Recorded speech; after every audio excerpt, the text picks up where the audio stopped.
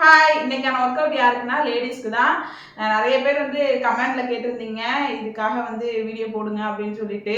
நமக்கு வந்து முதுகுல வந்து அந்த நம்ம பிரேசியர் போட்டோம் அப்படின்னா, அந்த பிரேசியருக்கு கீழையும் அப்படியே அந்த மேலையும் அப்படியே சதை வந்து தனியா தெரியும். அது நம்ம ட்ரெஸ் போட்டோம் அப்படின்னா அந்த சதை இருக்கிறது வந்து அது தனியா தெரியறதுனால ரொம்ப அசிங்கமா இருக்கிற மாதிரி இருக்கும்.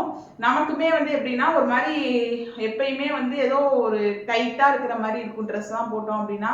அதனால நம்ம வந்து ஃபிட்டா ட்ரெஸ் போட முடியாது. அப்புறம் வந்து கொஞ்சம் லூஸா போடுற மாதிரி தான் இருக்கும். ஃபிட்டா போட்டோம்னா அப்படியே மூச்சு அடைக்கிறது மாதிரி இருக்கும் அந்த சதை 2 பக்கமும் இருக்கிறது. அதுக்கான ஒர்க் அவுட் தான் இது.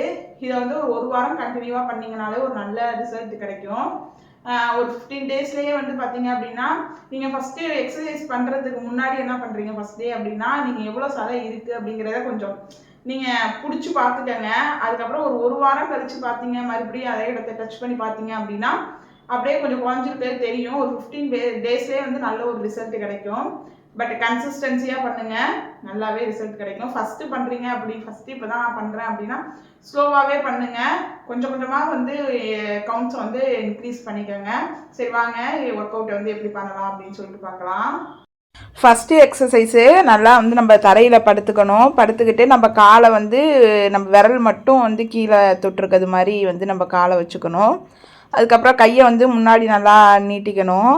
நீட்டிக்கிட்டு நம்ம உடம்ப எந்த அளவுக்கு திருப்பி நம்ம ரைட்டு ஹேண்டால் லெஃப்டோட காலோட தொடையையும், லெஃப்ட்டு கையால் நம்ம ரைட்டு காலோட தொடையையும் தொடுற மாதிரி பண்ணணும்.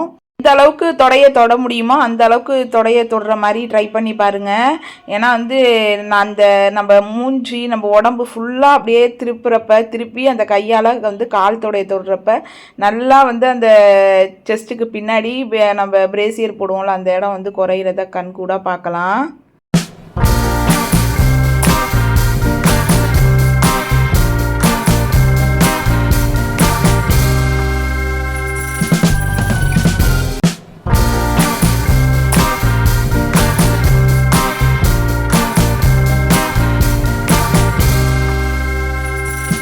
செகண்ட் ஒர்க் அவுட் அதே மாதிரி தான். நம்ம வந்து காலையும் கையையும் முன்னாடி நல்லா நீட்டிக்கிட்டு நம்மளோட விரல் எல்லாமே வந்து காலை தொடுறது மாதிரியும் காலை கொஞ்சம் வந்து விலக்கி வச்சுக்கணும். ஒரு அடிக்கு விலக்கி வச்சுக்கிட்டு முடிஞ்ச அளவுக்கு வந்து கையை வந்து பின்னாடி வந்து நம்ம இடுப்புக்கு கீழே கொண்டுக்கிட்டு வந்து வர மாதிரி வந்து நம்ம பண்ணணும். கையை வந்து பின்னாடி கொண்டுக்கிட்டு வரப்ப தலையை வந்து எந்த அளவுக்கு நம்மளால் மேலே தூக்கி பார்க்க முடியுதோ அந்த அளவுக்கு மேலே தூக்கி பார்க்கணும். முன்னாடி ஃப்ரண்ட்டில் கொண்டுக்கிட்டு வரப்ப நம்ம தலையை வந்து நல்லா கீழே வந்து தரையை தொடுற மாதிரி முடிஞ்ச அளவுக்கு ட்ரை பண்ணணும். இந்த மாதிரி நீங்கள் வந்து கையை பின்னாடி நல்லா எவ்வளோ தூரம் முடியுதோ அந்த அளவுக்கு பின்னாடி கொண்டுக்கிட்டு போகணும். நான் வீடியோவில் காட்டியிருக்கிறது மாதிரியே.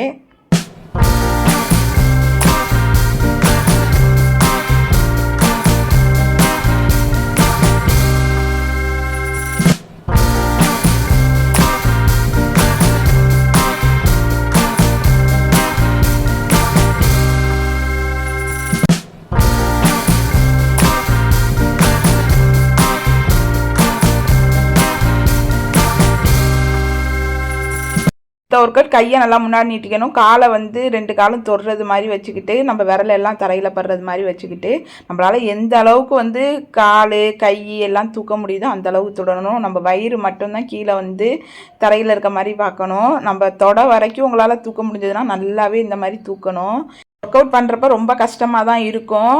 பட் வந்து முடிஞ்ச அளவுக்கு வந்து தொடையிலேருந்து அந்த கால் வரைக்கும் மேலே கை வரைக்கும் செஸ்ட்டு எல்லாத்தையுமே தூக்குறதுக்கு பாருங்கள்.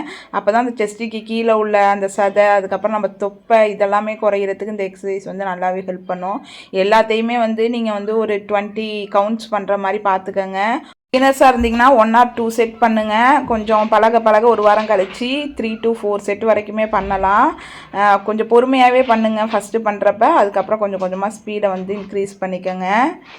7 எக்ஸசைஸ் சொல்கிறேன்னா 7 எக்ஸசைஸையும் ஒரு தடவை கவுண்ட் ஃபுல்லாக ஒரு 20 டைம்ஸ் வந்து பண்ணி முடிச்சுட்டு அதுக்கப்புறம் கொஞ்சம் நேரம் ரெஸ்ட் எடுத்துகிட்டு மறுபடியும் அடுத்த செட்டு பண்ணுங்கள். அந்த மாதிரி பண்ணிங்கன்னா நல்ல ரிசல்ட் கிடைக்கும்.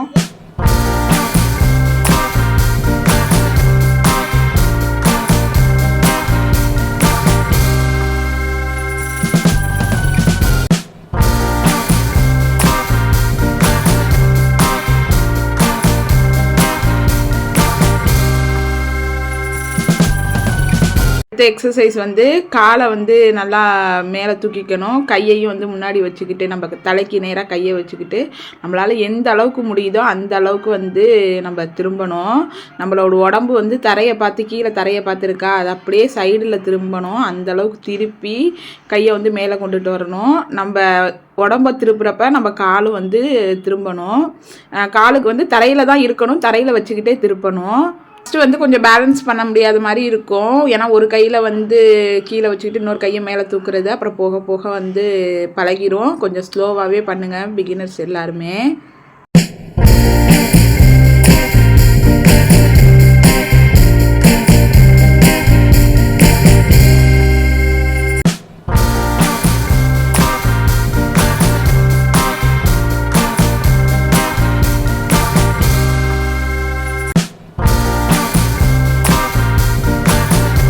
அடுத்த எக்ஸசைஸ் வந்து எந்த அளவுக்கு முடியுதோ அந்த அளவுக்கு கையை வந்து காதை ஒட்டி வந்து வளைக்கணும். நம்ம இடுப்பு வந்து இதில் நல்லா வளையும். இதில் வந்து இடுப்பை சுற்றி உள்ள சதை, அதுக்கப்புறம் செஸ்ட்டுக்கு கீழே உள்ளது மேலே உள்ளது எல்லாமே குறையும். உங்களால் வெயிட்டு கொஞ்சம் அதிகமாக அந்த இடத்துல சதை இருக்குது அப்படிங்கிறவங்களால அந்த அளவுக்கு வந்து வளைக்க முடியாது. கொஞ்சம் கொஞ்சமாக பிகினர்ஸ் வந்து வளைச்சி பாருங்கள். முடிஞ்ச அளவுக்கு நல்லா இடுப்பு நல்லா வளையணும். நம்ம கையை மட்டும் வளைச்சிட்டு இடுப்பை வளைக்காமல் இருக்கக்கூடாது.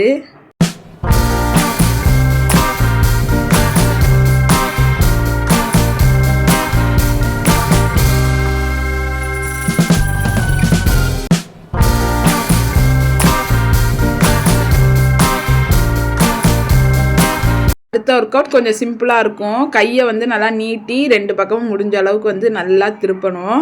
நீங்கள் பின்னாடி வந்து உங்களுக்கு திருப்புறதுக்கு வந்து கொஞ்சம் கஷ்டமாக இருக்குது அப்படின்னா பின்னாடி ஏதாவது ஒரு செவுறு மாதிரி அது மேலே சாஞ்சிக்கிட்டு நல்லா அந்த செவுத்தை தொடுற அளவுக்கு வந்து நம்ம நல்லா திரும்பணும்.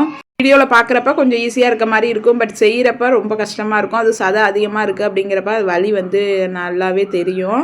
அதனால் வந்து நல்லா விடாமல் நீங்கள் வந்து ஒரு 20 கவுண்ட்ஸு ஒரு 3 செட் பண்ணிங்கன்னா நல்ல ரிசல்ட் இருக்கும்.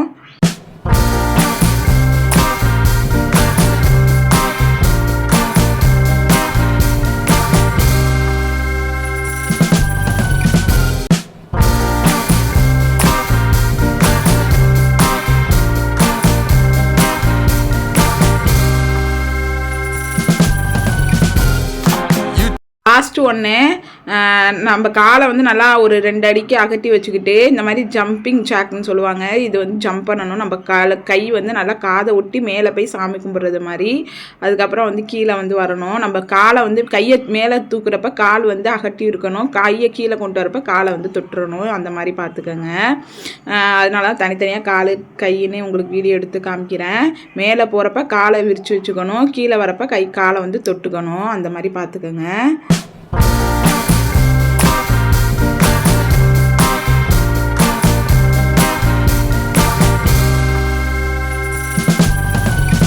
அவன் ஒர்க் அவுட்ஸையும் கண்டிப்பாக பண்ணி பாருங்கள் வித் டயட்டோட. நம்ம டயட் இல்லாமல் எக்ஸசைஸ் மட்டும் பண்ணோம் அப்படின்னா நமக்கு நல்ல ரிசல்ட் இருக்காது. டயட், வாக்கிங் ப்ளஸ் எக்ஸசைஸ் பண்ணோம் அப்படின்னா நல்ல ஒரு ரிசல்ட் இருக்கும்.